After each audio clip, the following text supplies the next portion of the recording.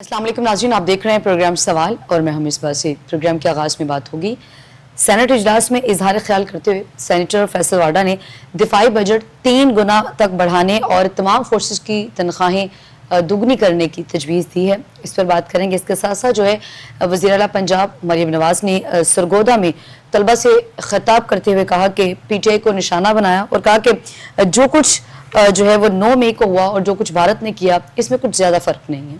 मज़ीद बात करें तो अलीमीन गंडापुर की तरफ से भी एक स्टेटमेंट सामने आई है। वो कहते हैं कि मुज़ाकरत करने हैं तो मानिए PTI तैयार हैं।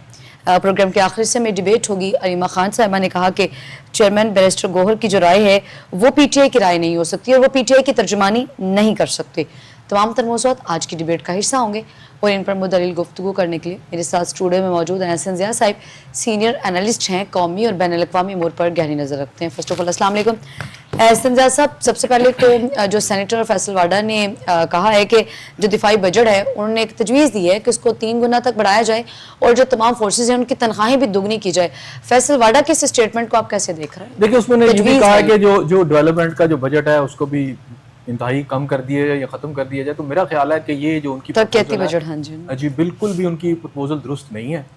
ऐसा बिल्कुल नहीं होना। पाकिस्तान की जो अवाम है वो जितनी मुश्किलात से दो चार है उसमें डेफिनेटली हम समझते हैं कि फ़ौज पाकिस्तान ने बड़ी बहादुरी का मुजाहरा किया और उन्होंने इस वक्त भारत के दांत खटे किए। लेकिन ऑलरेडी पाकिस्तानी फ़ौज जो है या पाकिस्तान का जो एक अस्करी पूरा सिलसिला है, एक बहुत बड़ा बजट जो है पाकिस्तान की अगर मैं बात करूं अवाम के लिहाज से जो उनका डेवलपमेंट बजट है तो एक बहुत बड़ा खतीर रकम जो है बजट और खतीर रकम ये ऑलरेडी दिया जा रहा है। तो इसी की मौजूदगी के अंदर जो इस वक्त पाकिस्तान ने भारत के दांत खट्टे किए हैं तो हर तरह की टेक्नोलॉजी उसी बजट में हमारे पास मौजूद थी और ये रोज़ रोज़ तो ज़रूरत नहीं पड़ती, लेकिन जब ज़रूरत पड़ी तो सब कुछ हमारे पास ऑलरेडी अवेलेबल था। और जो हमारी एक्सपर्टीज़ दिखाई गई, हमारी जो जिस तरह हमने चाइनीज़ हथियारों के साथ किया जो अपना एक रोल प्ले किया हमारी फ़ौज पाकिस्तान ने, ट्रमेंडसली मैं समझता हूँ एडमायरेबल है।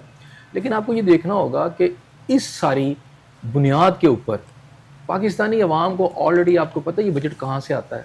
ये पाकिस्तानी अवाम अपना पेट काट कर देते हैं। पेट क्या, उनकी आप समझे खालें उतार ली गई हैं, तब जाकर ये कौमी बजट आपका बनता है। और फिर यह है कि IMF जो है इस दफ़ा तो वही बजट बना रहे हैं। इसमें अवाम को तो पहले ही रिलीफ बहुत कम है। तरक्याती बजट का एक बहुत थोड़ी सी एक रकम होती है जो बच बचा के अवाम तक पहुँचती है तरक्याती बजट के नाम पर, और वो भी अगर मैं कहूँ तो 50% से ज़्यादा वो करप्शन की नज़र हो जाता है। और कुछ प्रोजेक्ट्स बनते हैं, अगर आप ये चाहते हैं कि इसको भी ख़त्म कर देना तो फिर पाकिस्तानी अवाम को ना इन सरहदों से निकाल कर किसी और मुल्क में आप धकेल दें।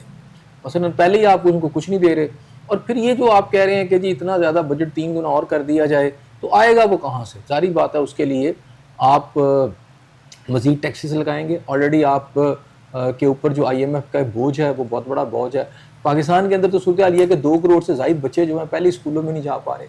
अगर उनकी ओवरऑल बात की जाए तो 70% से ज़्यादा अब खत्े गुर्बत से नीचे अवाम जा चुकी है, ऐसे ही और ज़बू हाली का शिकार है।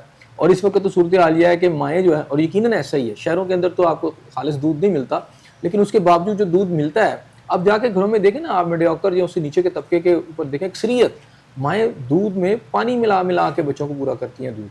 और जो खुराक की हालत है कि आपके 90% अवाम को जो कैलोरीज उसको कहते हैं, एक तो होता है कि आप भूखे रहते हैं, मैं भूखे की बात नहीं कर रहा, पूरी खुराक ही नहीं मिल रही, एक ख़ास सर्टन कैलोरीज होती हैं हर जिस्म को चाहिए होती हैं, और वो मुख्तलिफ ग़िज़ाओं से आपको आता है जिसके अंदर आपकी एडिबल जितने भी हैं उसमें आपके वेजिटेबल्स हैं, आपका गोश्त है, आपका दूध है, वो पाकिस्तान की आवाम को नहीं मिल पा रहा। तो आपकी तो यहाँ जो बच्चे ग्रो कर रहे हैं वो तो एक अंडर ग्रोथ आप उसको कह सकते हैं कि उनको तो वो नॉरिशमेंट ही पूरी नहीं मिल रही जो उनकी ज़रूरत है, वो कैलोरीज ही नहीं उनको मिल रही। तो आपके तो जो कौम है, कमज़ोर बच्चे पैदा हो रहे हैं इस वक्त, और कमज़ोर ही बच्चे उनकी जो ग्रोन अप हो रहे हैं। तो ये जो सूरत हाल है, इस सूरत हाल के अंदर तो आपको ये चाहिए कि पाकिस्तानी अवाम को ना आप और दें और उनके हालात को बेहतर करें। अब फैसल वाडा साहब जैसे लोग जो हैं बुनियादी तौर पर, अब वो क्या कहते हैं कि शाह से ज़्यादा शाह के वफादार, उन्होंने उनका मेरा ख्याल है कि ज़्यादा अगर इतना उनको शौक़ है तो आपको पता है कि ये जजेस की तनख्वाहें कई गुना बढ़ी हैं। यहाँ FBRs के लोगों की तनख्वाहें आपने 40-40 लाख पे चली गई, खुद ही उन्होंने बढ़ा ली। इसी तरह आपके जो पार्लियामेंटेरियंस हैं वो आसमान पे चली गई हैं उनकी इस वक्त तनख्वाहें, उनके पर्क्स एंड प्रिविलेजेस। ज़्यादा शौक़ है तो इन पे कट मारें, ठीक है, और दे दें।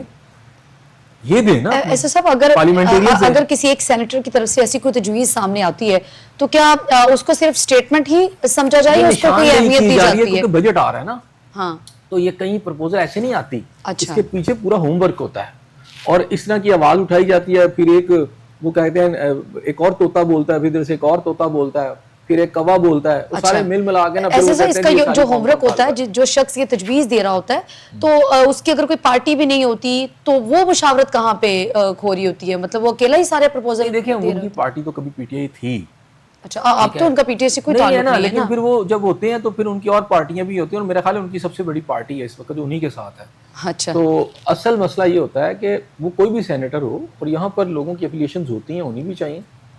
بات پتہ کیا ہے, بات یہ ہے کہ آپ یہ دیکھیں کہ ملک کی حالت کیا ہے. اب افواج پاکستان کو آلریڈی بجٹ بہت بڑا ہم بجٹ دے رہے ہیں, ٹھیک ہے, اور اس کے علاوہ آپ یہ دیکھیں کہ جتنا بھی آئی ایم ایف کا قرضہ آتا ہے پاکستان کے عام آدمی کو تو ملتا ہی نہیں, وہ تو اوپر ہی کہیں ختم ہو جاتا ہے. ہم تو صرف جو ہیں ایک عام پاکستانی, وہ تو بیچارہ میرا خیال ہے گود سے لے کے گور تک صرف ٹیکس پے کرنے آئے. وہ کہتے ہیں جی تعلیم حاصل کرنی چاہیے, علم حاصل کرنا چاہیے, لیکن یہاں ہمارے جو بچہ پیدا ہوتا ہے وہ پیدا ہوتے ہی مقروض ہے 2-2.5 لاکھ روپے کا, ٹھیک ہے نا. اب یہ میرا خیال ہے اس سے بھی کہیں زیادہ یہ جو رقم ہے بڑھ چکی ہے, اور وہ جب مرتا ہے تو قبر پہ بھی اس کے ٹیکس ہوتا ہے. مطلب آج کے دور میں نارمل قبر بھی 1 لاکھ سے کم نہیں بنتی, ٹھیک ہے, 70,000. غریب آدمی تو اس کو دفن کرنے کی بھی جگہ نہیں ملتی, اور کئی جو بوش علاقے ہیں وہاں تو قبرستانوں کے اندر قبریں بھی 2-3 لاکھ کی ملتی ہیں. تو اور باقی ساری زندگی وہ پے کرتا رہتا ہے, اور وہ انڈائریکٹلی 40 طرح کے ٹیکسیز ہیں جو وہ پے کرتا ہے, انڈائریکٹ ٹیکسیز ہے نا. وہ دودھ سے لے کر اس کی بنیان تک, اور بنیان سے لے کے اینک تک, اینک سے لے کے جوتوں تک, اور جوتوں سے لے کے وہ جو سفر کرتا ہے پیٹرول جو ہے اس کے اوپر ٹیکس گھر میں. اور پھر دیکھیں ظلم و ستم کی ایک انتہائی ظالمانہ ٹیکسز کا نظام ہے.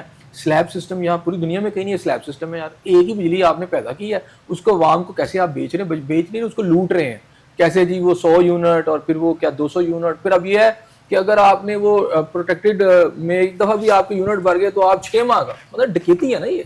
اس قوم کے ساتھ آپ ڈاکے مار رہے ہیں, اور پھر کہتے ہیں اس کا کوئی ترقیاتی بجٹ رہ گیا وہ بھی کہیں اور دے دیں. تو میرا خیال ہے کہ فیصل واڈا صاحب کی تو نوکری پکی ہو جائے گی, ان کی جو ویلتھ ہے اور ڈبل ہو جائے گی اس طرح کی باتیں کر کے, کیونکہ وفادار نظر آئیں گے نا. لیکن آپ کو یہ نظر نہیں آ رہا کہ فوجیں جو ہیں جب لڑتی ہیں تو پیچھے قومیں کھڑی ہوتی ہیں, تو آپ یہ چاہتے ہیں کہ قوموں کی آپ کمر توڑ دیں تاکہ پیچھے کھڑا ہونے والا کوئی نہ ہو. ایسا پاکستان کے معاشی حالات اتنے دیگرگوں ہیں کہ آپ اپنے جو قوم کو اپنے بجٹ دینا ہے, آپ اس بجٹ کو آنے سے پہلے یہ سنانا شروع کر دیا کہ عوام اپنی کمر کس کے, بجٹ بہت خطرناک ہوگا, تو عوام تو پہلے ہی تیار بیٹھی ہے. مصباح آپ بالکل ٹھیک کہہ رہی ہیں کہ اب تو یہ میرا خیال ہے اوپن سیکرٹ ہے کہ جو اس وقت جو بجٹ آ رہا ہے وہ آئی ایم ایف کی مرضی کے بغیر نہیں آ رہا, بلکہ جس طرح وہ چاہ رہے ہیں ویسے آ رہا ہے. تو جب وہ چاہیں گے تو آپ سوچ لیں کہ ریلیف تو کوئی نہیں ہے. بس خبریں آ رہی ہیں کہ جناب وہ آئی ایم ایف, میں آج کی خبر میں پڑھ رہا تھا, اس میں لکھا ہوا تھا کہ جی آئی ایم ایف کو اب کہا جا رہا ہے کہ دیگر آپشن بتائے جا رہے ہیں کہ ہم نے عوام کو ریلیف دینا ہے تو اس آپشن کو ایسے کر لیتے ہیں, اس کو ایسے کر لیتے ہیں. یعنی بجٹ آپ کے سر پہ کھڑا ہے اور اب آپ یہ سوچ رہے ہیں کہ آئی ایم ایف کو منانا ہے. تو مطلب تو یہ ہوا کہ آپ نے جو کرنا ہے وہ آئی ایم ایف کے مطابق کرنا ہے, یہ فیصلہ ہو چکا ہے. آئی ایم ایف جو چاہ رہا ہے آپ وہی کر رہے ہیں. اب آپ ایک وہ کیا کہتے ہیں پنجابی میں کہتے ہیں جی گونگلوں تو مٹی چاڑنا, آئی ایم ایف گلے کی ہڈی بنا ہوا ہے, اور آپ یہ تجویز دے رہے ہیں کہ ترقیاتی بجٹ ہے اس کو ختم کریں اور کم کر دیں, اور جو دفاعی بجٹ آپ اس کو 3 گنا کر دیں.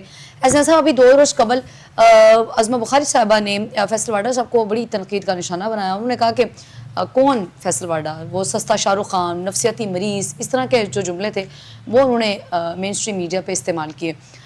کون فیصل واڈا ہے, وہی فیصل واڈا ہے یا یہ پولیٹیکل سٹنٹ کی؟ دیکھو میرا خیال ہے کہ دونوں قابل ذکر نہیں. نہ عظمہ بخاری صاحبہ قابل ذکر ہے کہ آپ ان کا نام لے کر ان کی ریٹنگ کو بڑھائیں, اور نہ فیصل واڈا کو اتنے میں سمجھتا ہوں سگنیفیکنٹ پرسنالٹی ہے کہ جن کو اتنا زیادہ ڈسکس کیا جائے. ماسوا ہے کہ ان کی جو ڈیمانڈ آج ہمیں ان کو بتانا پڑا کہ جناب یہ جو آپ حرکتیں کر رہے ہیں نا یہ نہ کریں. پاکستان کی 25 کروڑ عوام کے ساتھ ہم بھی اس بات پہ بڑے خوش ہیں کہ بھارت کو مار پڑی ہے. فوج پاکستان کی بہادری کو سلام, اور ہم اس فیصلے کو بھی اپریشیٹ کرتے ہیں کہ آرمی چیف کو فیلڈ مارشل کے عہدے پر ترقی دی گئی ہے. زبردست ہوا, اور ظاہری بات ہے یہ عہدہ بڑا اہم عہدہ ہے, اور یہ اسی کو ملتا ہے کہ جس نے جنگ کے اندر ایک اہم آرمی چیف نے رول پلے کیا ہو, جنگ جیتی ہو. سب سے امپورٹنٹ بات ہے. اور پھر پاکستان کے اندر 2 ہی لوگ ایسے ہیں, ایک فیلڈ مارشل ایوب خان اور اس کے بعد اب ملے. تو اب وہ بھی، اور 65 کی وار تھی اور 71 کی وار سے پہلے 65 کی وار ہے، اسی تلسلسل میں ساری چیزیں ہوئی تھی. اور ادھر تو باقاعدہ پوری دنیا نے دیکھا نا کامیابی کے ساتھ پاکستانی جو فوج ہے انہوں نے ایک رول پلے کیا، اور ظاہری بات ہے اس کا سارا کریڈٹ سب سے پہلے آرمی چیف کو ہی جاتا ہے. اچھا. اور ان کا فیلڈ مارشل جو بننا میرا خیال ہے کہ وہ ٹھیک تھا، کیونکہ ایک آپ نے ایسی وار جیتی جسے پوری دنیا اس وقت مان رہی ہے، اور بھارت کے دانت کھٹے کی اور قطر کی اگر شہباز شریف صاحب کہہ رہے ہیں کہ بدلہ لیا تو ٹھیک ہے لے، وہ کہہ رہے ہیں کہ واقعی بدلہ لیا، ورنہ ایک ایسا ایشو تھا جس میں ہر جو اپوزیشن تھی وہ بات کرتی تھی، خاص طور پر پی ٹی آئی نے تو اس کو بڑا کھیلا کہ جی وہ دیکھیں جی 80,000 90,000 پاکستانیوں فوجیوں نے ہتھیار ڈالے تھے انڈیا کے سامنے، اور پھر مکتی بانی کی مثالیں وہ دیا کرتے تھے. لیکن اس جو جنگ نے جس کے اندر پاکستان نے ایک، میں سمجھتا ہوں کہ ایک بڑی شاندار فتح حاصل کی ہے، اس کے بعد تو میرا خیال ہے سب کی جو زبانیں ہیں وہ بند ہو چکی ہیں. اب انڈیا جو ہے اپنے زخم جو ہے وہ چاٹ رہا ہے. لیکن بہرحال اس سارے سینیریو کو دیکھتے ہوئے ایک ایسے فیصلے کروانا جس کا عوام کو ڈسٹرب کر دینا، دیکھیں عوام پہلے ہی پیسی ہوئی ہے، ٹھیک ہے، اور پاکستانی عوام بھی نہیں چاہتی جنگ ہو، اور یہ بھی چاہتی ہے کہ جنگ ہو تو مقابلہ ہو. تو میرا خیال ہے آلریڈی جو فوج پاکستان کا بجٹ ہے وہ انف ہے، بہت زیادہ ہے، اور کافی ہے وہ. ایسا صاحب جنگ تو صرف پاکستان کے عوام کی بات کر رہے ہیں یا دونوں طرف کی عوام کی بات کر رہے ہیں کہ عوام جنگ نہیں چاہتی، نہ بھارت کی عوام جنگ چاہتی ہے نہ پاکستان کی عوام جنگ چاہتی ہے؟ دیکھیں پاکستان کی عوام اور پاکستان کی مسلح افواج تو بالکل جنگ نہیں چاہتے تھے، اور انہوں نے بڑا ریسٹرینٹ کا مظاہرہ کیا. لیکن انڈیا کے اندر ایک وار ہسٹیریا ہے، ان کی عوام اگر نہیں بھی چاہتے تو وار مونگرنگ اتنی زیادہ ہوئی، ان کا میڈیا کی جو صورتحال تھی، اور پھر ایک فالس فلیگ آپریشن، ایک جعلی ایک واقعے کو بنا کر پوری دنیا کو پتہ چل گیا، اس لیے کوئی انڈیا کے ساتھ نہیں کھڑا، جس کو پتہ ہے وہ تو نہیں کھڑا ہوا. اچھا اس کے بعد وہ پاکستان پر چڑھ دوڑا. اب اس میں ایک فریق، دونوں کا رویہ برابر نہیں ہے. یہ آپ نہ سمجھیں کہ ٹھیک ہے ہم دونوں کو بیلنس کر کے کہیں جی وہ بھی نہیں چاہتے اور یہ بھی نہیں چاہتے تو جنگ کیسے ہو گئی. اور بھائی جنگ اس لیے ہوئی کہ اس میں سے ایک فریق جو ہے وہ اپنی طاقت کے نشے میں تھا، اور وہ ہندوتوا کی جو اس کی ایک فلسفی ہے اس کے تحت وہ پاگل پن کا شکار ہو سکے، یونٹ ہو چکا ہے وہ. تو ایک ایسا جو فریق ہے وہ جب آپ پر جنگ مسلط کر دے گا تو پھر آپ نے جواب دیا اس کا. اور وہ ایک ایسا فریق ہے کہ جو دنیا کے اندر خود ٹیررسٹ اسٹیٹ بن چکا ہے. سب سے بڑی ٹیررسٹ اسٹیٹ دنیا کے اندر دو ہیں. اچھا. ویسے تو میں امریکنز کو اس پلے میں سب سے زیادہ رکھتا ہوں، کیونکہ اگر آپ پچھلی ایک صدی کی تاریخ دیکھ لیں، بلکہ آپ نصف صدی کی بھی تاریخ دیکھ لیں، تو دنیا میں سب سے زیادہ انسان جو ہیں جو لقمہ اجل بنے ہیں وہ امریکہ کی جو مس ایڈونچر اور جو ایڈونچر اس نے کی، ایڈونچر مختلف ممالک اور خطوں میں، وہ کروڑوں انسانوں کو نکل گئی. اس کے بعد اگر موجودہ دور کے اندر آپ دیکھتے ہیں تو جو پاگل پن کا شکار، جو انسانیت کا قتل عام کر رہا ہے، جینوسائڈ کر رہا ہے، اس میں ٹاپ پر آپ کو اسرائیل نظر آتا ہے، اور اس کے ہاتھ آپ کے جس نے پوری جوائن کیا ہے انڈیا کو، اور انڈیا نے جو کچھ کشمیر کے اندر ظلم و ستم کیا وہ ساری کی ساری ایک طرح کی سوچ ہے، وہ پلاننگ ہے. اچھا وہ یہ ایک ملک ہے وہ آپ کے اوپر کر رہا ہے. تو ظاہری بات ہے پھر پاکستان کی عوام نہیں بھی چاہتی یا انڈیا کی عوام نہیں بھی چاہتی، لیکن چونکہ لیڈرشپ جو ہے وہ گورننس ان کے ہاتھ میں ہے نا، اور کنٹرول تو ان کے ہاتھ میں ہے. تو جب وہ فوجی کو کہیں گے کہ جناب اٹیک کریں پاکستان پہ تو وہ کریں گے، تو پاکستان نے بھی جواب دینا. تو بہرحال اس میں عوام شاید میرا خیال ہے میٹر نہیں اتنا کر رہی ڈیسیژن میکنگ کے اندر. ایسے سب کشمیریوں پہ جو ظلم ہے آپ کہہ رہے ہیں کہ وہ پراپر ایک پلاننگ ہے بھارت کی. بھارت کا کشمیر کے حوالے سے ایک موقف تو رہا ہے کہ یہ پاکستان اور بھارت کا جو ہے وہ اندرونی معاملہ یا دو طرفہ معاملہ وہ اس کو سمجھتے ہیں، اور کسی تیسرے فریق کی وہ کہتے ہیں کہ مداخلت کوئی معنی نہیں رکھتی. آپ امریکہ کی مداخلت کو آپ کیسے دیکھ رہے ہیں؟ دیکھیں ایک بات میں آج آپ کو بتا دوں، یہ انڈیا کا جو رویہ نا، تو وہ رویہ اس وجہ سے ہے کہ وہ کہتے ہیں نا کہ تقدیر کے قاضی کا یہ فیصلہ ہے، تقدیر کے قاضی کا تھوڑا سا میں شعر بھول رہا ہوں. بہرحال اس کا یہ ہے کہ وہ کیا کہتے ہیں، جرم ضعیفی کی سزا ہے، جرم ضعیفی کی سزا ہے مرگ مفاجات. تقدیر کے قاضی کا یہ فیصلہ ہے ازل سے، ٹھیک ہے نا، یہ اس طرح کچھ شعر ہے. تو بات یہ ہے کہ جب آپ کمزور ہوتے ہیں نا تو آپ کی کوئی بات نہیں سنتا، وہ اپنی انہیں لاز بنا لیتے ہیں. اب انڈیا جو ہے مائٹ از رائٹ والا ایک ہے، جیسے اسرائیل کر رہا ہے، جیسے امریکہ کر رہا ہے. یہ بیسیکلی کسی قانون یا انسانیت پر نہیں چل رہے، یہ دنیا کو کلب لا کے ساتھ جو ہے وہ انگیج کر کے اور ان کو آگے ہانکنا چاہتے ہیں. تو وہاں پر اب کوئی لا قانون تو ہے نہیں. تو کشمیر کے اوپر انہوں نے باقاعدہ، پہلی بات ہے کہ دو طرفہ ہوتا ہی نہیں ہے. جب لڑائی ہوتی ہے تو تین طرفہ بھی تیسری پارٹی بھی آتی ہے, بعض اوقات 5-6 پارٹی آتی ہیں. اچھا. اب سب سے بڑی بات یہ ہے کہ اس کی مثال یہ ہے کہ آپ کی جو ہے آپ کی اقوام متحدہ اسی لیے بنی ہے, آپ کی سیکیورٹی کونسل دنیا کی جو بنی ہوئی ہے اقوام متحدہ کی, وہاں پر کوئی ایک بندہ نہیں بلکہ بہت سارے جب تنازعات دنیا میں اٹھتے ہیں تو وہاں لائے جاتے ہیں اور وہاں بہت سارے ممالک بیٹھتے ہیں. اگر میں صرف سیکیورٹی کونسل کی بات کر لوں تو وہ دو طرفہ نہیں کوئی چیز رہتی. ٹھیک ہے, اب دنیا کے اندر اب اس کی ہٹ درمی ہے نا بھارت کی کہ دو طرفہ جی دو طرفہ. تو کس نے کہا تھا کہ کشمیر کی وہ جو آپ ریزولوشن کروانے کے لیے آپ بھاگ کے نہرو صاحب گئے تھے نا, وہ انڈیا ہی گیا تھا نا. دو طرفہ تھا تو اس وقت پھر ہینڈل ہمیں کرنے دینا تھا نا, دو طرفہ میں تو ہم نے لے جانا تھا اس وقت کشمیر ان سے پورا کا پورا. تو جب انہیں نظر آیا کہ پھینٹی بہت پہ گئی ہے تو اب یہ باقی بھی لے لیں گے, تو بھاگے وہاں گئے. جو ان کے سارے سمجھے کہ حمایت کرنے والے لوگ تھے, جو ان کے سرپرست تھے, اس میں امریکہ اس وقت بھی ان کا سرپرست تھا یا جو بھی تھے. تو بہرحال آپ اگر دیکھیں نا بیہائنڈ دا سین مسلم ممالک کے خلاف یہ اکٹھے ہو جاتے ہیں, بظاہر کتنے بھی دشمن ہوں, اسلام یہ دین کے خلاف اکٹھے ہو جاتے ہیں. اچھا, ہم اگر اسلام کا نام ہی لیں, وہ ہندوازم کا پورا نام لے رہا ہے, اسرائیل والا زائنزم کا پورا نام لے رہا ہے, امریکہ جو ہے وہ کر رہا ہے. اور میرا خیال ہے اس دور کے اندر لبرلزم, انسانیت, انسانی حقوق, معاشرتی انصاف کے جتنے خوبصورت نعرے ہم نے سنے تھے, آج اپنی آنکھوں کے سامنے ان عمارتوں کو ہم نے ملیا میٹ ہوتے ہوئے دیکھا ہے. اب جو کچھ غزہ کے اندر انسانیت کی تذلیل کی گئی, انسانیت کو جس طرح چیرا گیا ہے, پھاڑا گیا ہے, جس طرح اس کو برباد کیا جا رہا ہے, چھوٹے بچوں کو, عورتوں کو, یعنی اس وقت مغرب کے اندر بھی بڑے بڑے جلوس اور بڑے بڑے پروٹیسٹ جو ہیں ان کے لیے حق میں نکل رہے ہیں. وہ ایک علیحدہ بات ہے کہ مسلم امہ میں ایسی بات نہیں ہے. کیسے ہو آپ کے جو لیڈر اس طرح کے ہوں کہ 3 دن کے اندر پاکستان $1 بلین کے لیے مرتا پھر رہا ہے, تو انہوں نے پاکستان کو تو نہیں دی ہے, پاکستان سے تو وہ اپنی حفاظت کرواتے ہیں, ویسے بھائی بھائی ہمیں کہتے ہیں, لیکن $3 ٹریلین جو ہے 2-3 ارب ممالک جو انہوں نے دے دیے. اور ان 4 دنوں کے اندر میں نے آپ سے کہا 500 سے اوپر جو ہے اسرائیل نے بم مار کر وہاں پر یعنی کارپٹ بمنگ کر کے جو وہاں ظلم کیا, 400 کے لگ بھگ جو ہے وہاں اس وقت لوگ شہید ہو گئے ان 4 دنوں کے اندر. تو یہی اگر $3 ٹریلین پاکستان کو ہی دے دیا جاتا تو دیکھتے میں اسرائیل کیسے کچھ کرتا. تو بات یہ ہے کہ اس وقت جو لیڈرز جو بھی ہیں, چاہے وہ سعودی عرب کے ہیں, چاہے وہ قطر کے ہیں, یہ سارے ان کے سٹوجز ہیں. یہ ان کو یہیں بٹھایا گیا ہے اور یہ 100 سال سے پوری پلاننگ ہے جس کے تحت پہلے ان کو جو آپ سمجھے کہ برٹن کنٹرول کرتا تھا, اب امریکہ کنٹرول کرتا ہے. تو یہ ان کے سٹوجز ہیں, وہ جیسے چاہتے ہیں وہ ان کو استعمال کرتے ہیں. انہی کے آئل نکالتے یہ ہیں, پیسہ وہ لے جاتے ہیں, تیل بھی لے جاتے ہیں, پیسہ بھی ان سے لے جاتے ہیں. یہ تیل ان کو بیچتے ہیں امریکہ کو, یورپ کو, جو پیسہ آتا ہے وہ مزے سے آیا وہ پیسہ بھی لے گیا, یعنی تیل بھی لے گیا, پیسے بھی لے گیا.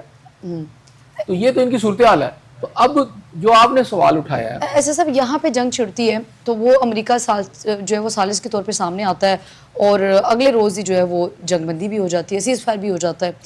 وہاں پہ ظلم و ستم جبر ہم نے اپنے پروگرامز میں بہت دفعہ اس کے اوپر ڈیٹیل سے بات بھی کی, وہاں پہ نہ سیز فائر ہوتا ہے اور نہ وہ جنگ بندی ہوتی ہے اور نہ وہاں پہ جو ہے وہ امریکہ سالس کے طور پہ سامنے آتا ہے.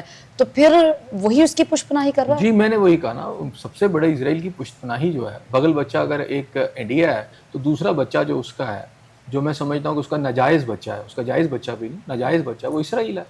اچھا, اب جو آپ نے بات کی کہ آپ یہ دیکھ لیں کہ ایک تو اسرائیل کا سارا معاملہ ہے, کبھی ٹرمپ صاحب نہیں آئے. اچھا, ابھی کشمیر کے اندر جو ظلم و ستم ہو رہا ہے, حالانکہ اقوام متحدہ کی اس پہ قراردادیں بھی موجود ہیں, تو امریکہ تو وہاں کبھی ساتھ نہیں دیتا, ہمیں نظر آتا یہاں پر آ کر.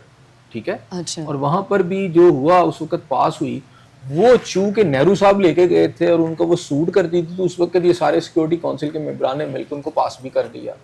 اب اس پہ عمل درآمد اس لیے نہیں ہوا کہ وہ اس سے منقرب ہو گئے, اور ان کے جو حمایتی ہیں اسرائیل, امریکہ کے سمیت, یا وہاں جو بھی لابیاں تھیں, انہوں نے مل کے اب اس کی امپلیمنٹیشن ختم کر دی. ایسے صاحب جب اسی سابق وزیر اعظم کے بانی پی ٹی آئی کے دور میں انہوں نے جب بطور وزیر اعظم امریکہ کا دورہ کیا گیا, تو تب یہ کہا گیا کہ امریکہ نے مسئلہ کشمیر کے حوالے سے سالس کی پیشکش کی ہے, لیکن بھارت نے اس کو یہ کہہ کے ٹکرا دیا ہے کہ کسی تیسرے فریق کو اس سے کوئی سروکار نہیں ہے. تو وہ پیشکش امریکہ کی طرف سے کی گئی تھی یا بتائی گئی تھی؟ دیکھیں وہ تو پی ٹی آئی والے بتائیں گے نا, ان کا ایک دعویٰ ہوگا, لیکن اس وقت تو ہمیں پتہ ہے, سب کو پتہ ہے, once again it's an open secret کہ امریکہ کی ثالثی کے بغیر یہ ممکن نہیں تھا ہوا. اور 3-4 دن کے بعد انڈیا نے آفیشلی اس سے ڈینائی کرنا شروع کیا, ورنہ 4 دن تو پوری دنیا کو پتہ چل گیا تھا, اور ٹرمپ نے بیانات دے دیے تھے. تو اگر ان کو لگتا ہے کہ ٹرمپ نے یہ سب کچھ نہیں کروایا تو انڈین گورنمنٹ کو چاہیے تھا کہ ایٹ لیسٹ کچھ نہ کرتے. ٹرمپ کے خلاف آپ بیان نہیں دے سکتے, آپ میں ہمت نہیں ہے, تو امریکن امبیسڈر کو بلاتے ہیں انڈیا کے اندر اور اس کو کم از کم اپنا احتجاج تو تھماتے کہ بھائی کیوں صرف ٹرمپ صاحب یہ کہہ رہے ہیں. کیونکہ پورے انڈیا کے اندر اس کے اوپر جو ہے جو مودی سرکار ہے اس کو بہت سخت کرٹیسزم کا جو ہے سامنا کرنا پڑا. ان کا بالکل ووٹ بینک نیچے جا چکا ہے, سخت ریئیکشن ہے انڈیا کے اندر اس کے اوپر. تو اس ریئیکشن کو دیکھتے ہوئے وہ انہوں نے اپنی پہلی پوزیشن کو تھوڑا چینج کیا اور انہوں نے کہا جی اس میں شامل نہیں ہیں. اور دیکھیں جھوٹ کتنا بولا جاتا ہے انڈیا کے اندر, وہ میرا خیال ہے مودی میڈیا سب کے سامنے, خود انڈینز کو پتا ہے, یعنی ایسا ایسا جھوٹ بولا گیا ہے. وہ تو فتح کر کے بیٹھے ہوئے تھے لاہور, کراچی, آپ نے ان کا میڈیا نہیں دیکھا. تو اسی طرح گورنمنٹ کے بھی وہ بھی دعوے دار اسی طرح تھے, ان کے وزراء بھی یہی دعوے کرتے پھر رہے تھے. لیکن پھر کیا ہوا, حقائق جب سامنے آئے تو پتہ چلا کہ یہ سارا کچھ کرتے ہیں, یہ مکر بھی کرتے ہیں, یہ فریب بھی کرتے ہیں, یہ دھوکہ بھی دیتے ہیں, لیکن جھوٹ بھی ان سے زیادہ کوئی نہیں بول سکتا. اور ان کی جو جھوٹ بولنے والی جو ان کی سمجھے کہ جو بھی ان کا برتن ہے وہ بیچ چوراہے میں جا کے پھوٹ گیا, ان کی ہنڈیا جو, ان کا سارا کچھ ایکسپوز ہو گیا. یہ جھوٹے بھی ہیں, یہ مکار بھی ہیں, یہ فریبی بھی ہیں, اور یہ ظالم بھی ہیں, اور یہ جینوسائڈز کرتے ہیں.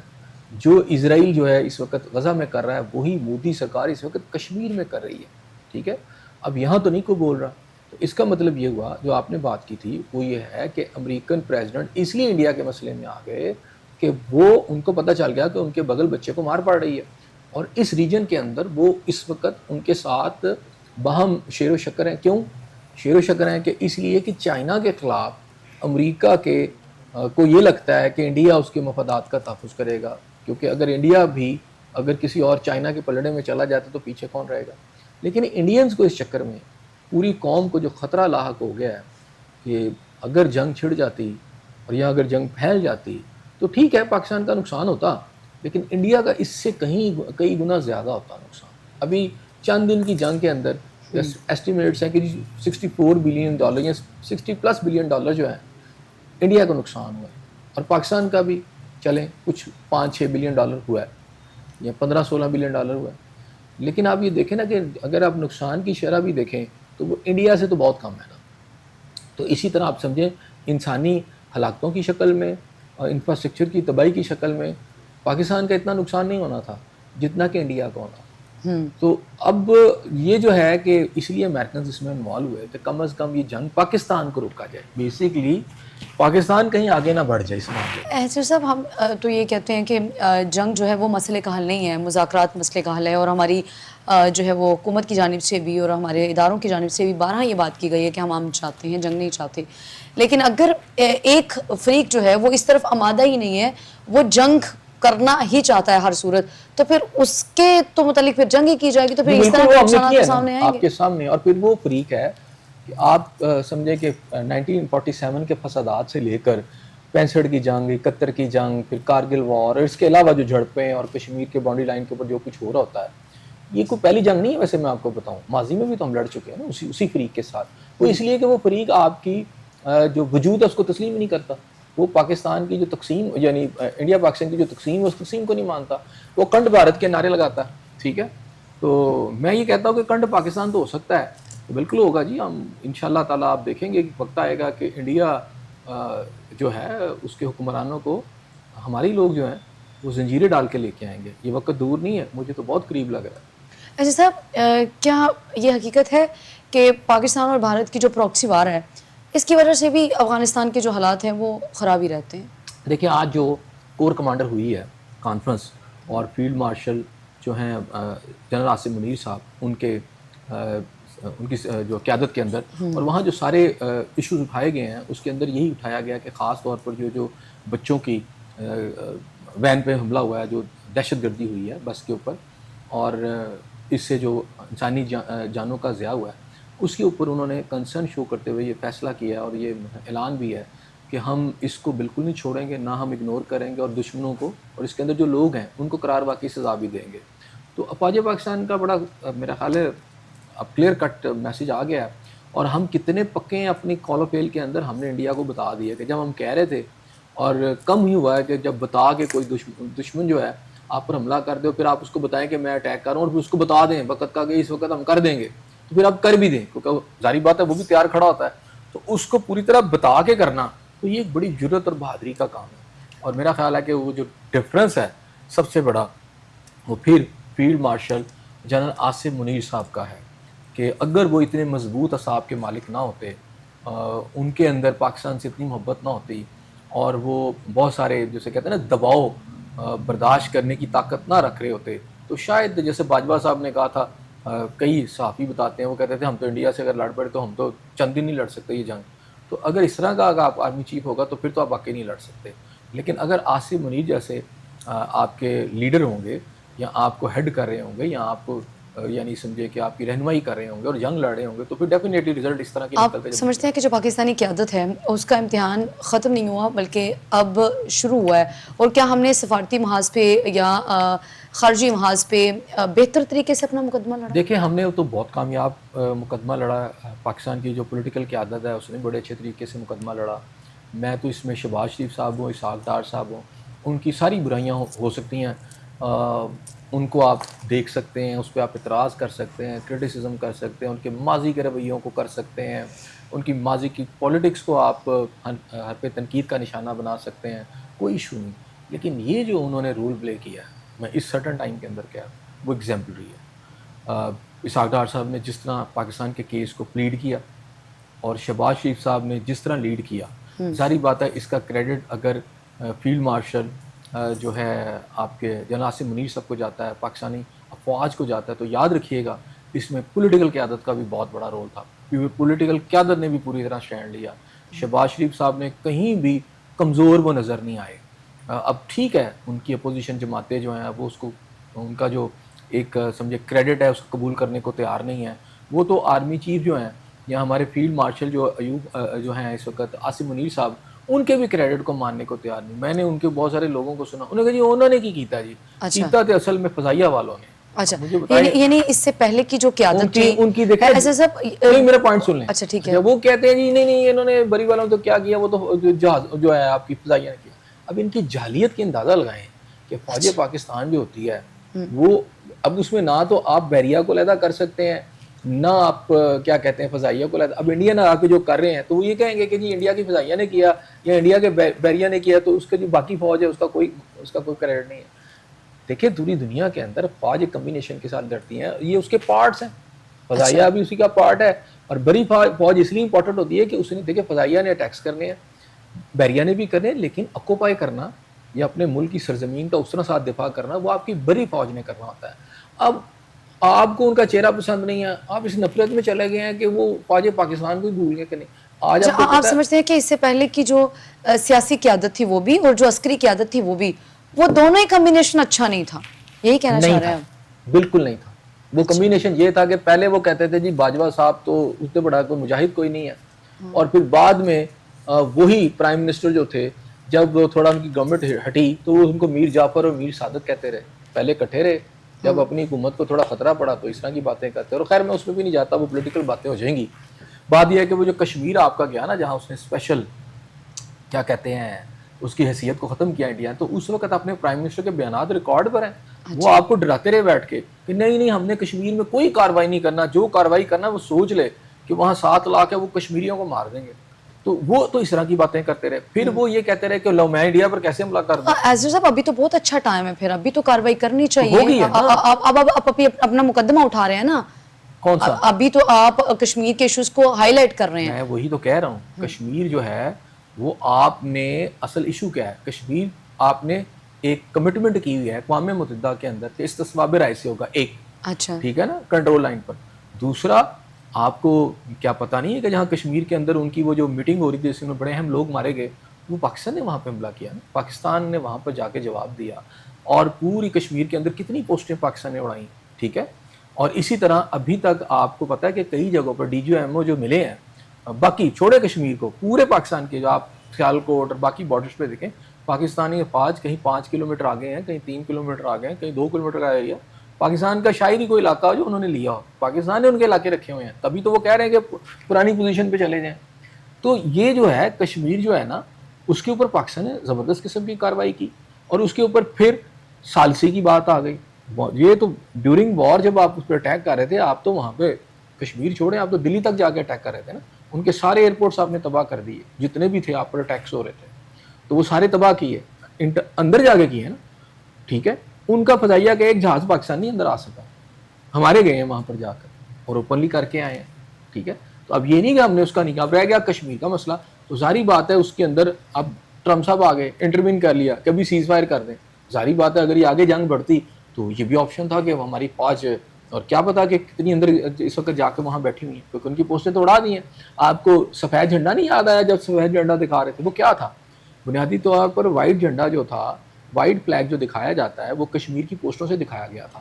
وہ اصل میں ہوتا یہ ہے کہ آپ کی اوپر کی لیڈرشپ نے سیز فائر نہیں کیا تھا ان کی انڈیا کی, لیکن ایک فوجی جو ہوتا ہے, یعنی ایک فوجی پوسٹ ہے, وہ تباہ ہو گئی ساری. تو اس میں ایک بندہ اس نے کہا دی کہ کم از کم اس پوسٹ کو چھوڑ دیں بھائی, ادھر میں ہمارا بری حالت ہے تو ہمیں چھوڑ دیں, اور وہ وائٹ جھنڈا اٹھا لیتا ہے, وہ سرنڈر کر دیتا ہے, ایک قسم کا اس کا یہ سرنڈر ہے. اچھا, اس نے جنگ چھوڑ دی نا, اس نے سرنڈر کر دیا وائٹ جھنڈا.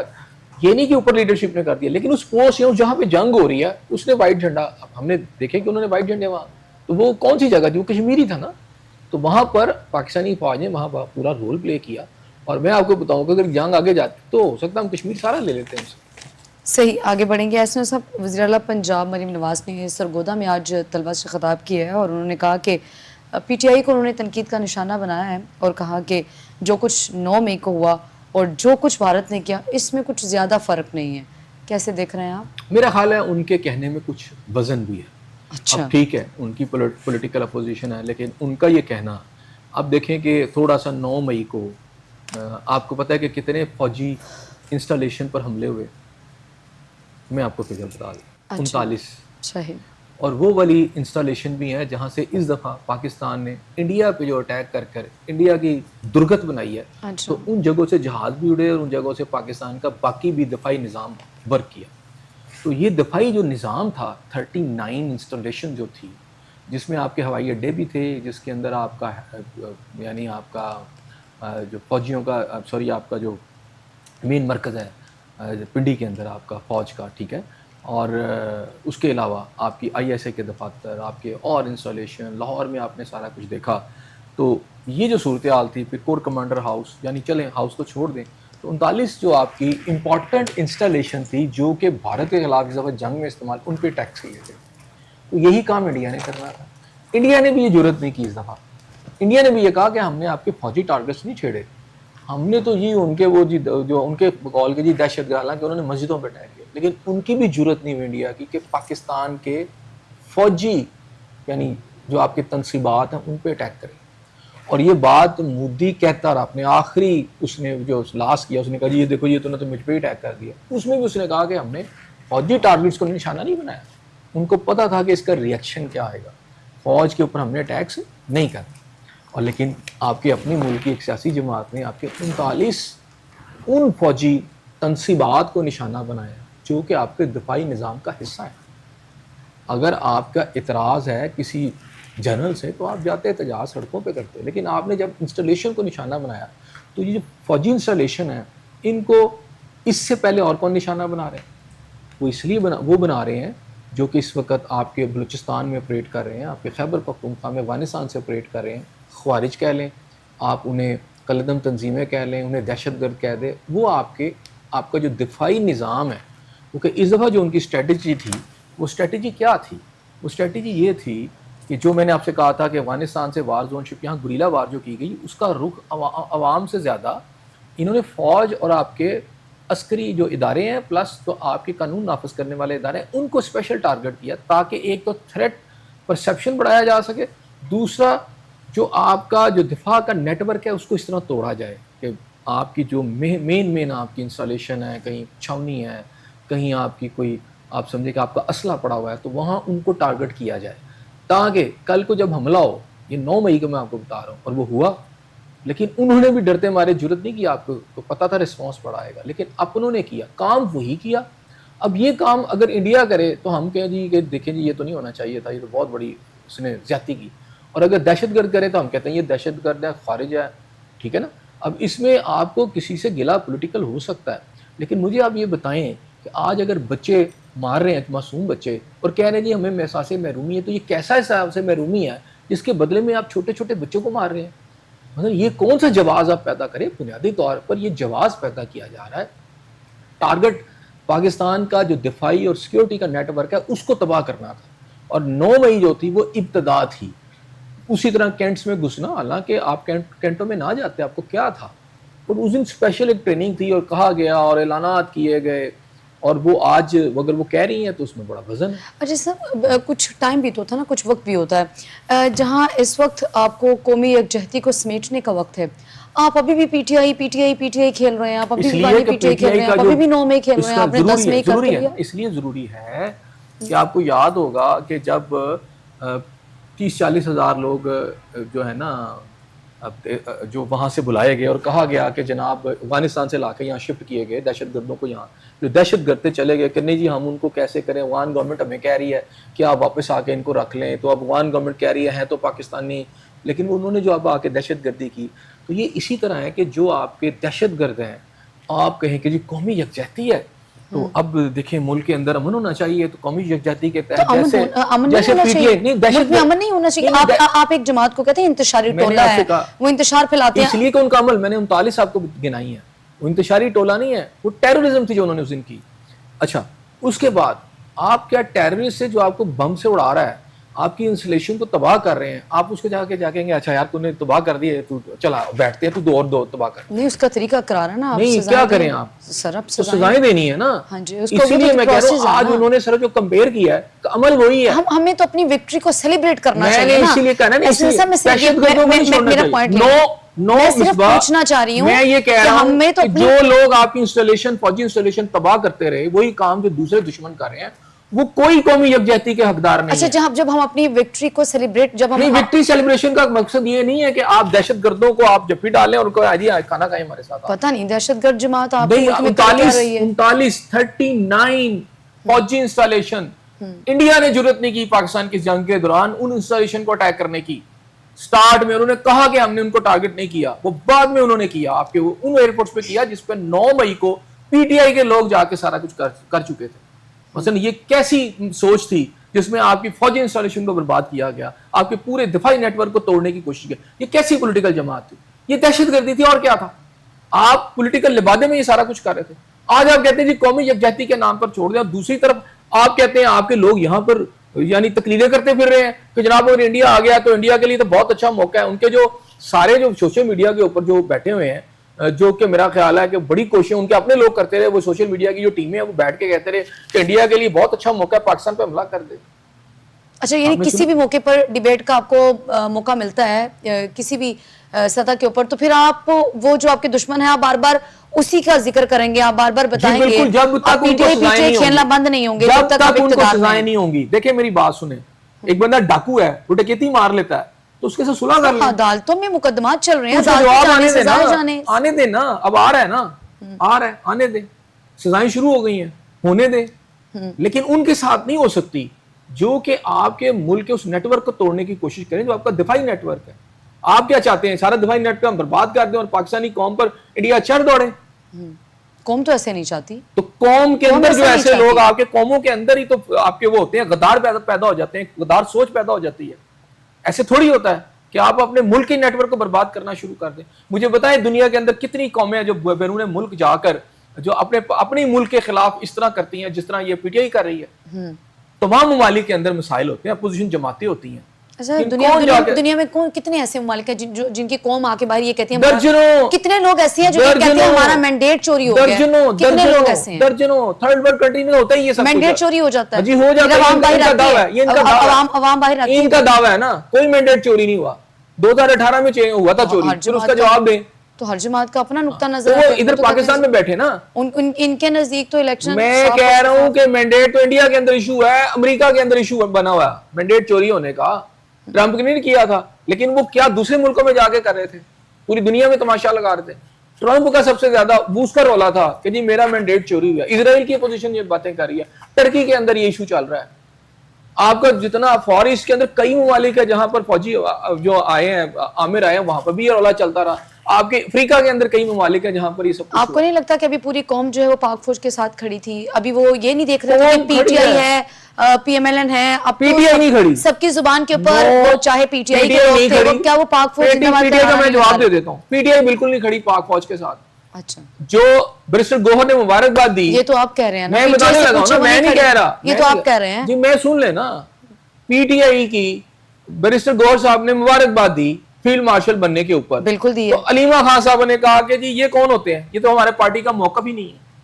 علیمہ خان صاحب کا آج کا بیان پڑھ لے. تو علیمہ خان صاحبہ کا پارٹی میں کیا ڈیزگنیشن تو ہے؟ یہ پھر وہ نہیں ہے، بیرسٹر گوہر صاحب تو پارٹی کے ترجمان ہیں. تو وہ کہہ رہے ہیں ان کا تعلق ہی کوئی نہیں ہے، تو ان سے پوچھے نا. تو علیمہ خان صاحبہ کا پارٹی میں کیا وہ لیڈ کر رہی ہیں بھائی، وہ لیڈ کر رہی ہیں. ایک منٹ، ایسے صاحب جو نکال دیں ان کو پارٹی سے، بھی نہ کرے نا. اس وقت پی ٹی آئی کے جو چیئرمین پی ٹی آئی ہے نا، وہ یہ کہہ رہے ہیں کہ فیلڈ مارشل کے حوالے سے انہوں نے مبارکباد دی ہے آرمی چیف کو.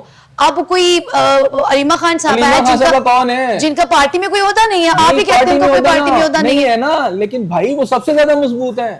اب ایک شخص کا کوئی ڈیزگنیشن نہیں ہے، آپ کیسے کہہ سکتے ہیں؟ سارے لاکھ تلقی کر دینا عمران خان صاحب، کہہ دیں کہ جی میری بہن جو ہے وہ غلط کہتی ہیں تو اس کو میں علی امین گنڈا پور صاحب نے بھی سٹیٹمنٹ دی ہے، وہ کہتے ہیں علی امین گنڈا پور صاحب مذاکرات کرنے ہیں، ایسے صاحب وہ کہہ رہے ہیں کہ مذاکرات کرنے ہیں تو بانی پی ٹی آئی تیار ہے. اب کن کے ساتھ مذاکرات ہونے جا رہے ہیں؟ ابھی 2 دن پہلے ہماری کل کے پروگرام میں تھا کہ جناب انہوں نے انکار کر دیا. بیرسٹر گوہر صاحب کہہ رہے تھے کوئی مذاکرات نہیں ہو رہے، کوئی ہم نے نہیں کہا. بیرسٹر گوہر صاحب یہ کہہ رہے ہیں، علی امین گنڈا پور صاحب کہہ رہے ہیں ہم تیار ہیں. اب کس کی مانے؟ پی ٹی آئی میں اس وقت کتنی جماعتیں ہیں، کس کی بات؟ یہ تو وہ بتائیں گے نا. مجھے تو لگتا ہے ان کے حصے بکھرے ہوئے پڑے ہیں، ایک ادھر کی بولی بولتا ہے، کوئی ادھر کی بولی بولتا ہے. صورتحال یہ ہے، علیمہ صاحب کچھ کہہ رہی ہیں، بیرسٹر گوہر کچھ کہہ رہے ہیں، علی امین گنڈا پور صاحب کچھ کہہ رہے ہیں. کس کی مانے؟ جو اس وقت پارٹی کے چیئرمین ہیں اور جو اس وقت صوبہ چلا رہے ہیں. تو وہ تو کہہ رہے ہیں کہ کوئی مذاکرات نہیں ہے. علی امین گنڈا پور صاحب کہیں ہم مذاکرات کے لیے نہیں، تو پھر وہ جھوٹ بول رہے ہیں. علی امین گنڈا پور صاحب بیرسٹر صاحب کی مان لیتے ہیں. اچھا، بیرسٹر صاحب کی طرف سے جو ابھی آپ بات کر رہے ہیں علیمہ خان صاحبہ نے، ایسا وہ کہتے ہیں کہ پی ٹی آئی کی جو رائے ہے نا، وہ جو ان کی رائے ہے وہ پارٹی کے ترجمان نہیں ہے. تو بس ختم ہوگی. وہ جو چیئرمین ہے وہ کہہ رہی ہیں کہ ان کا تعلق ہی کوئی نہیں ہے. نہیں، وہ چیئرمین کو وہ کہہ رہی ہیں کہ ان کا کوئی تعلق نہیں ہے. اگر کوئی سٹیٹمنٹ تو پھر اس کا میں اسی طرف آ رہی ہوں، تو کیا یہ عمران خان صاحب فیصلہ کرے نا؟ ایسا میں وہی پوچھنا چاہ رہی ہوں کہ کیا علیمہ خان صاحبہ جن کا کوئی عہدہ نہیں ہے، اگر وہ اس طرح کی راہ چلتی سٹیٹمنٹ دیتی ہیں تو اس کو اہمیت دینی چاہیے یا اس کی پارٹی میں کوئی اہمیت دینی چاہیے؟ محاسبہ کرنا، وہ ان کی بہن ہے. سب سے زیادہ پارٹی کے اندر جو لیڈرشپ اس وقت اسٹرانگ ہے یا بشرا بی بی ہے. اگرچہ کہ موروثی سیاست کی بات وہ کہتے ہیں کہ ہم موروثی سیاست نہیں کرے، لیکن اس وقت بھی پارٹی جن کے 2 شخصیات کے گرد گھوم رہی ہے، علیمہ خان صاحب ہیں اور کیا نام ہے بشرا بی بی ہے. ٹھیک ہے، تو اب علیمہ خان صاحبہ کے ساتھ ظاہر لا تعلقی کر دیں نا. اگر وہ پارٹی چیئرمین کو کہہ رہے ہیں جس کا کوئی تعلق نہیں ہے، تو پارٹی چیئرمین کو چاہیے کہ ان کو نکال دیں، فیصلہ کریں نا. بالکل ایسے ہی ہے پارٹی میں جو اس وقت. اور دوسری بات ہے، کل چیئرمین صاحب نے کہا ہے کہ جی کوئی مذاکرات نہیں، کوئی ایسی آفر نہیں کرائی. آج گنڈا پور صاحب کہہ رہے ہیں کہ جناب ہم تیار ہیں، تو پھر ان کو بھی نکال دیں. ایسی سٹیٹمنٹ دینے کا کیا جواز بنتا ہے؟ میں نے اسی لیے کہا ایک پیج پہ نہیں، آپ کی زبان ہی ایک نہیں ہے. دیکھو بیرسٹر گوہر صاحب چیئرمین ہے، دونوں کو نکال دیں تو پھر پارٹی کون چلائے؟ یا انہیں شوکس کریں. تو پارٹی کون چلائے؟ پھر آپ کیا ایک طرف آپ کہہ رہی ہیں کہ ان کا پارٹی سے تعلق کیا ہے، حیثیت کیا ہے ان کی؟ نہیں، علیمہ خان صاحبہ کو ڈس آن کر دیں نا، جس کا تعلق ڈس آن کریں نا. بیرسٹر گوہر صاحب کریں نا، کریں پھر ان کو ڈس آن. کیوں نہیں کرتے؟ بیرسٹر گوہر صاحب کو تو جو بانی پی ٹی آئی ہیں وہ ان کی پسندیدہ شخصیت ہے، مطلب وہ علیمہ ان کی بہن ہے، نکال دیں نا بیرسٹر گوہر صاحب ان کو. اچھا، جو پارٹی میں اس وقت اتنے اندرونی انتشار ہیں یا جو اندرونی خلفشار ہیں، یہ آپ کہیں پہ کم ہوتے ہوئے دیکھ رہے ہیں اس سچویشن میں؟ مجھے تو بالکل نہیں لگ رہا.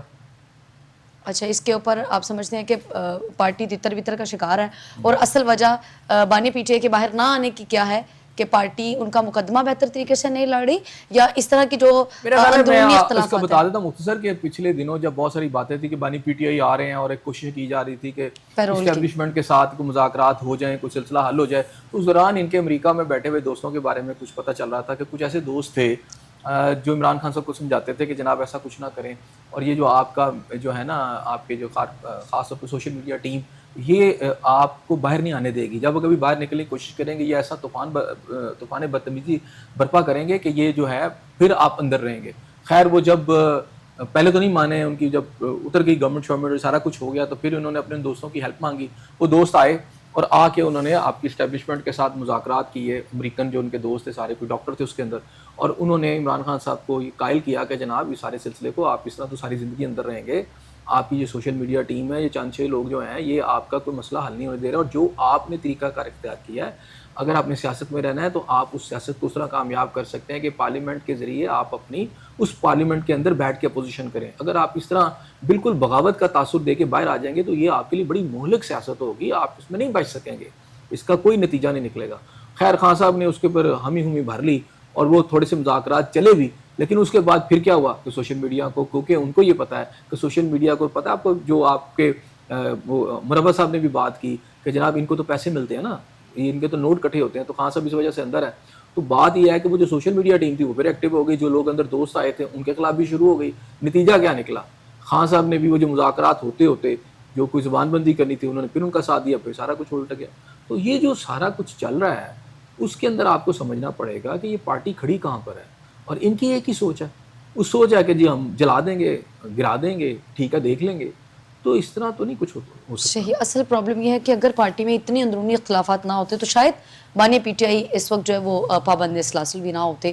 بہت شکریہ احسن ضیاء صاحب آپ کا. ناظرین آپ کا پروگرام دیکھنے کا بے حد شکریہ. وقت مجھے اور احسن ضیاء صاحب کو دے اجازت. اللہ نگہبان.